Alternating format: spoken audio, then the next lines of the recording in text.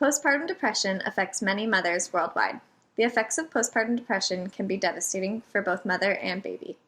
It can lead to suicidal ideation in the mother and failure to thrive in attachment issues in the infant. There are many barriers that mothers face when it comes to the identification and treatment of postpartum depression. Some barriers include providers failing to discuss symptoms and causes of postpartum depression, as well as the stigma that comes with mental health being negative and women internalizing their feelings, which can result in more problems down the road. I recommend a standardized screening protocol, both prenatally and postnatally, which has the ability to identify at-risk women and allows for follow-up care. When screening is done early, providers have the ability to prevent postpartum depression from having lasting harmful effects on the mother and baby. I recommend early intervention to reduce maternal depression. Interventions include cognitive behavioral therapy, social support groups, and antidepressant therapy.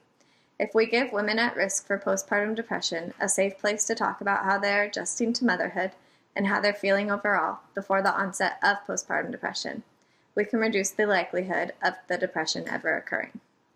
I recommend increasing society awareness of postpartum depression.